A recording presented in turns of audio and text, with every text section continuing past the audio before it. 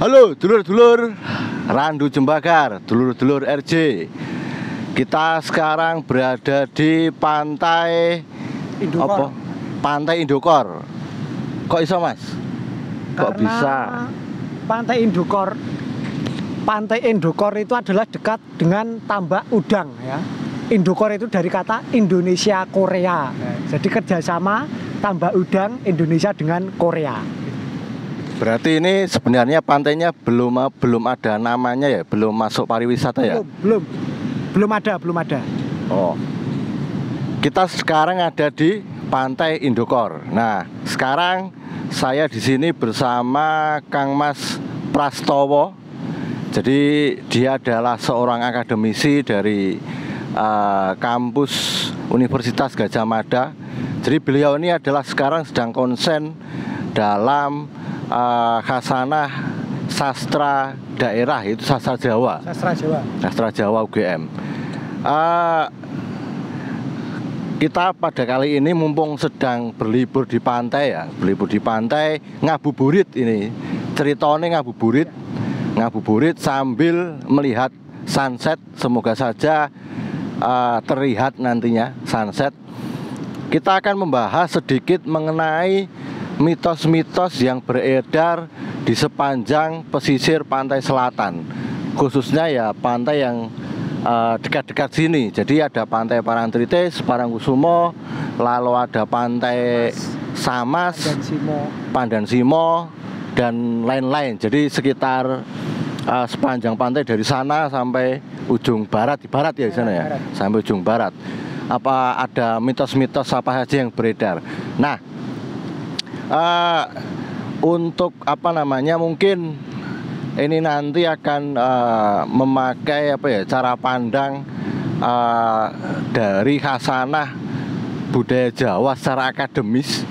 Jadi mungkin dulur-dulur tentu banyak yang mungkin ada istilah asing ataupun istilah-istilah yang jarang didengar secara mainstream atau secara umum. Untuk sebagai awalan, Mas Prastowo, kalau untuk mitos yang sering beredar di sekitar pesisir pantai itu ada apa saja sih? Oh ya, untuk mitos yang ada di pesisir selatan Bantul khususnya itu bermacam-macam. Tapi kebanyakan itu adalah mitos tentang Nyai Ratu Kidul atau Nyi Roro Kidul ya. Nyi Roro Kidul khususnya. Kemudian ada mitos-mitos lain mungkin seperti mitos Mbah Ireng-Ireng, dan kemudian ada mitos-mitos tentang pertapaan-pertapaan di pesisir pantai selatan Bantul itu, Mbah. Untuk Kang Mas, jadi untuk mitos-mitos itu sebenarnya itu sampai sekarang diketahui itu turun-menurun mulut ke mulut atau memang terdapat dalam suatu naskah atau serat atau babat seperti itu? Ya, untuk mitos ya, seperti tadi saya contohkan tentang Mbah Ireng-Ireng itu di dalam serat atau babat tidak ada. Tetapi yang istilahnya paling viral di dalam pernaskahan Jawa, khususnya Jawa Baru, itu adalah mitos tentang Nyi Roro Kidul. Itu, Mbah. Oh iya, tadi yang buat saya menarik adalah istilah Jawa Baru. Ya. Nah, sebenarnya istilah Jawa Baru itu mengacu pada apa? Apakah ada Jawa Lama, Jawa Tengah, Jawa Baru, atau Jawa yang seperti apa? Oh ya, untuk istilah Jawa Baru itu seperti periodisasi ya. Tapi periodisasinya kalau setahu saya ya, itu sampai sekarang belum diketahui tenggang waktunya. Jadi ada Jawa di masa Jawa kuno menggunakan bahasa Jawa kuno, aksara Jawa kuno, kemudian ada periodisasi di masa Jawa pertengahan yaitu menggunakan ada sebut aksara Kawi juga atau aksara pegunungan dan bahasa Jawa pertengahan, kemudian ada zaman bahasa Jawa Baru yaitu menggunakan aksara Jawa yang nglegena itu Hono Coroko itu ya. Kemudian bahasa-bahasanya juga bahasa-bahasa yang mungkin saat ini masih digunakan juga, banyak digunakan saat ini. Patokannya adalah di aksara dan di kebahasaannya itu, Mbak. Berarti bukan berarti bahwa ketika ada suatu naskah atau istilah atau kebahasaan yang memakai huruf Hanacaraka itu yang umum kita ketahui, itu belum tentu bahwa usia dari sejarah itu atau sumber informasi itu sangat lama ya. Iya. Jadi kalau rentang Jawa Baru itu kira-kira rentang tahun berapa? Oh ya, setahu saya untuk rentangnya ya mungkin rentangnya mungkin sekitar abad ke-16-an, tapi juga kurang pasti juga. Sekitar itu mungkin sudah ada karya-karya sastra Jawa Baru abad ke-16. Seperti halnya dengan mungkin cerita Nyi Roro Kidul itu, Mbah. Ya. Itu kan juga Jawa Baru mungkin sekitar abad ke-16 juga. Sumbernya, naskahnya, walaupun mungkin sekarang juga diceritakan secara turun-temurun, secara lisan itu juga masih ada. Oke, menarik sekali. Jadi bagi dulur-dulur ya untuk belajar, jadi bisa tidak semua sumber informasi dari aksara Jawa Hanacaraka yang sering kita ketemu itu adalah tidak selalu pasti dari zaman sing paling kuno gitu ya. Belum tentu ya. Belum tentu. Bisa saja itu masih pada periode 1800 sampai 1900 ya. Isih wingi sore berarti kayak gitu. Nah, kalau itu Nyi Roro Kidul itu di dalam serat-serat yang tertulis yang di naskah-naskah itu digambarkan sebagai sosok yang seperti apa, Mas? Oh ya, ini saya pertama bercerita mengenai tentang kepercayaan masyarakat ya di daerah saya orang pesisir ya. Jadi kalau Nyi Roro Kidul itu digambarkan dengan sosok wanita cantik menggunakan pakaian berwarna hijau. Ada yang mengatakan bermahkota, ada yang mengatakan tidak, ada yang mengatakan rambutnya terurai. Jadi Nyi Roro Kidul itu adalah seorang putri cantik yang dia menjadi seorang, ada yang mengatakan seorang ratu ya. Tapi di masyarakat daerah saya mengatakan bahwa Nyi Roro Kidul itu sebenarnya bukan ratunya selatan. Yang ratunya selatan adalah Nyai Ratu Kidul ya. Nyai Ratu Kidul, bukan Nyi Roro Kidul. Nyi Roro Kidul itu adalah sebagai perdana menterinya, menteri luar negerinya juga. Jadi yang bertemu dengan masyarakat atau yang biasa masyarakat temui mungkin ya itu adalah Nyi Roro Kidulnya, bukan Ratu Kidulnya. Seperti itu, Mbak. Oh. Jadi ternyata berbeda ya. Maksudnya Nyi Roro Kidul sama Ratu Kidul itu adalah berbeda karakter tokoh gitu ya, karakter atau tokoh ya. Kalau Mas, kalau dulu itu saya tuh sering dengar bahwa Ratu Kidul atau entah ini Nyi Roro Kidul atau Ratu Kidulnya itu nikah dengan Panembahan Senopati. Itu apakah ada itu mitos itu atau cerita itu bersumber dari sebuah naskah atau hanya turun temurun mulut ke mulut dari zaman ke zaman seperti itu, Mas? Ya oke, mungkin untuk cerita tentang yang Nyi Roro Kidul ya menikah dengan Panembahan Senopati, bahkan dikatakan juga dengan raja-raja Jawa yang berkuasa, itu memang secara lisan sampai sekarang masih diceritakan. Ya. Tapi seperti untuk sumbernya itu, Mbah, saya di bidang akademisi itu juga ada naskah juga babat yang membahas tentang perjalanan khususnya Panembahan Senopati ketika bertemu dengan Nyi Roro Kidul untuk pertama kalinya ya. Itu di dalam naskah yang berjudul Srinoto. Itu diceritakan bagaimana tentang perjalanan pada saat itu masih bernama Danang Sutawijaya ketika akan mendirikan kerajaan Mataram ya, dengan berbagai macam prosesnya akhirnya bertemu dengan Nyi Roro Kidul ya, tapi tepatnya di daerah Cepuri ya, sekarang Cepuri di Parangkusumo. Itu di Parangkusumo di dalam naskah diceritakan bagaimana ketika Panembahan Senopati bertemu Nyi Roro Kidul, atau bahkan mungkin juga ya diceritakan Panembahan Senopati juga menikah atau berhubungan dengan Nyi Roro Kidul. Bahkan saya juga pernah mendengar cerita juga ya ada putra Panembahan Senopati yang bernama Raden Ronggo. Iya, Raden Ronggo dipercaya sebagai anak keturunan Panembahan Senopati yang menikah dengan Nyi Roro Kidul. Raden Ronggo itu memiliki kekuatan yang sangat super, sangat luar biasa. Sampai takutnya ya, bapaknya itu Panembahan Senopati itu menempatkan atau membuatkan rumah Raden Ronggo itu di luar keraton, di pesisir. Karena saking takutnya dengan Raden Ronggo ketika marah. Kan Raden Ronggo itu kan salah satu tunggangan favoritnya kan adalah kuda, mana disebut kadang ada mitos tentang jaran Raden Ronggo itu juga ada juga. Seperti itu, Mbah. Oh, berarti memang secara geografis letak dari cerita itu ada di Pantai Parangkusumo ya? Pantai Parangkusumo. Tepatnya di Cepuri itu apa, Mas? Cepuri. Oh ya, Cepuri itu apa ya? Kalau di dalam babat tanah Jawa diceritakan ketika setelah Panembahan Senopati atau pada saat itu masih bernama Danang Sutawijaya mendapatkan wahyu keprabon ya yang ada di Selo Gilang daerah Lipuro atau sekarang menjadi Bambang Lipuro. Kemudian Danang Sutawijaya disuruh oleh Ki Juru Mertani untuk pergi ke selatan berenang, tapi kemudian ada juga menceritakan adalah dengan menggunakan perahu.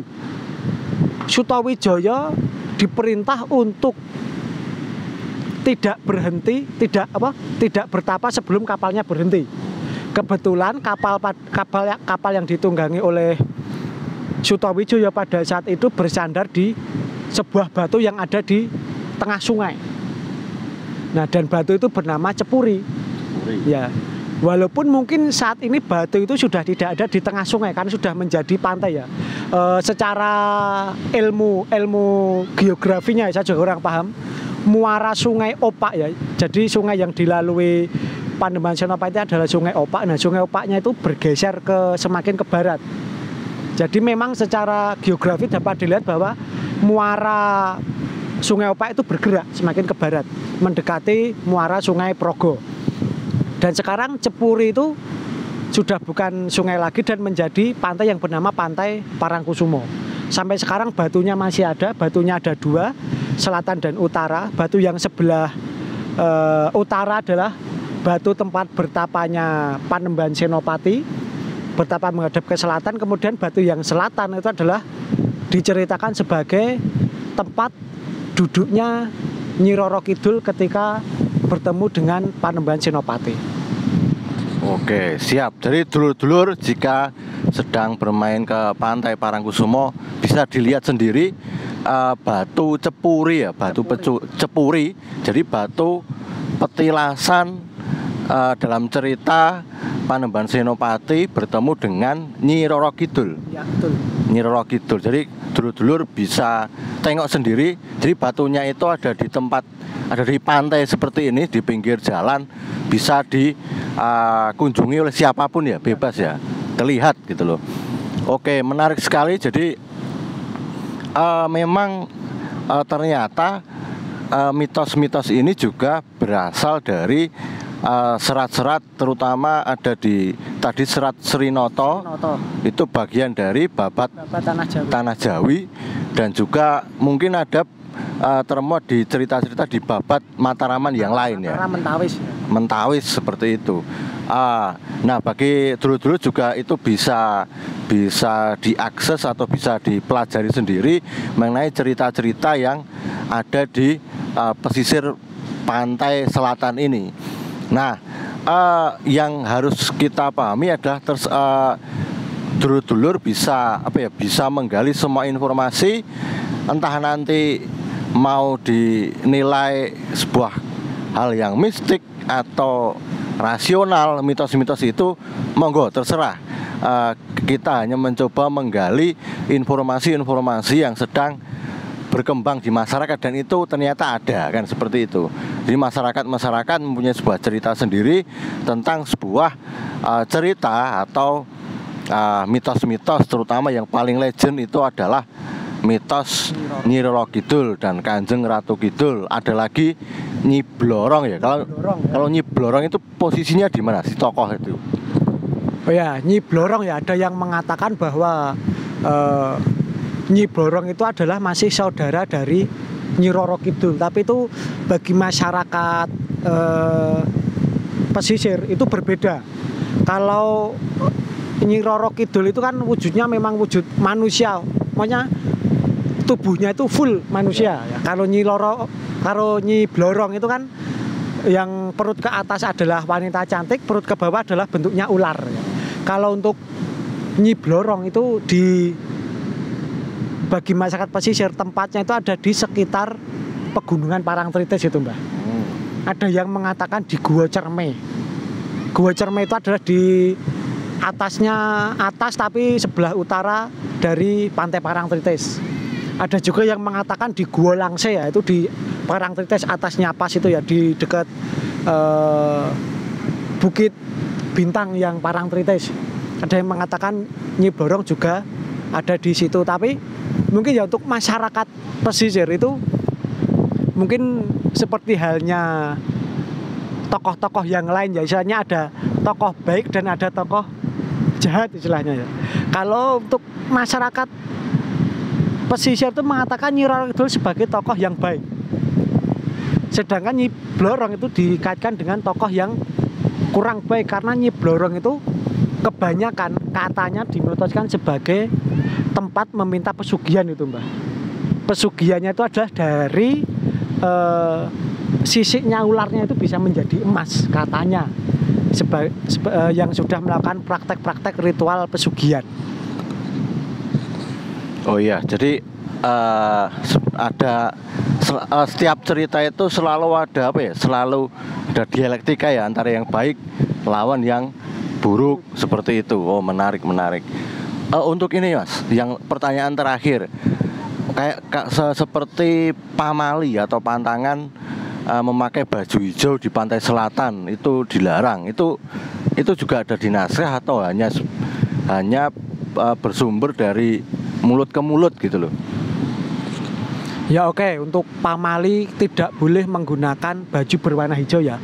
Sampai sekarang saya belum menemukan tentang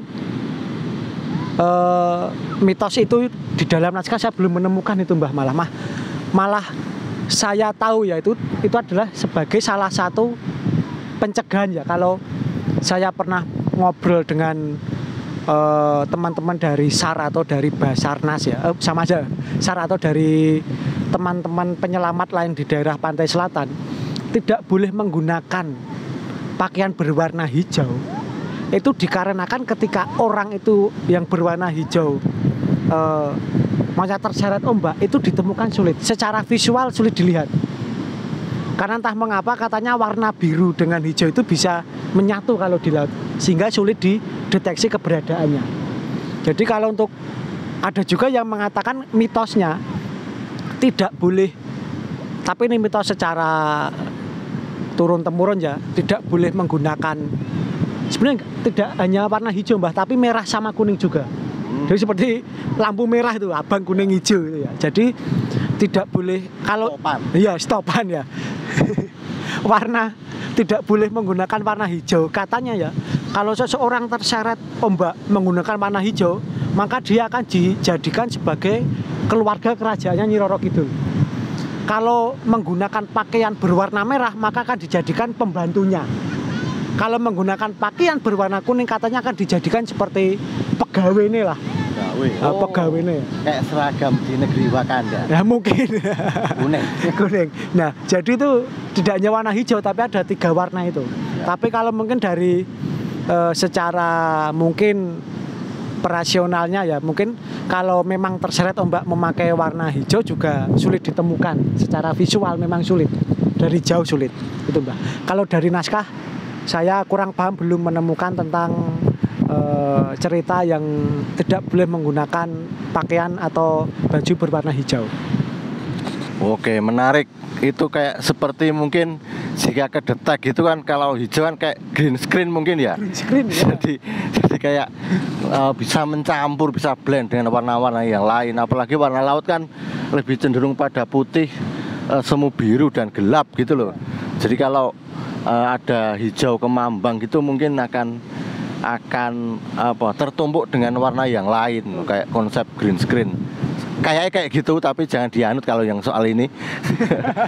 Yang penting adalah ternyata memakai baju hijau di pantai selatan itu tidak berbahaya. Yang lebih berbahaya adalah kalian berjalan sendirian atau motor sendirian di Jogja. Ada kelitih. Harus pakai armor. Nah, mungkin itu dulu dulur-dulur Randu Jembagar. Sekarang ini sudah mau memasuki waktu maghrib ya, udah mau berbuka puasa. Jadi bisa kita lanjutkan lagi di episode selanjutnya. Matur nuwun Mas Prastowo. Sama-sama. Sudah meluangkan waktu kita ngobrol di sini, ngobrol-ngobrol yang antara mitos yang beredar di masyarakat. Jadi untuk itu silahkan komen di bawah jika ada pendapat, ada cerita, ada pertanyaan ataupun sanggahan, silahkan komen di bawah cerita-cerita. Mbok menawa kita bisa nyambung sedulur di forum diskusi ini. Silahkan like dan subscribe channel Randu Jembagar demi konten selanjutnya untuk kalian. Dadah. Selamat berbuka puasa. Selamat berbuka puasa.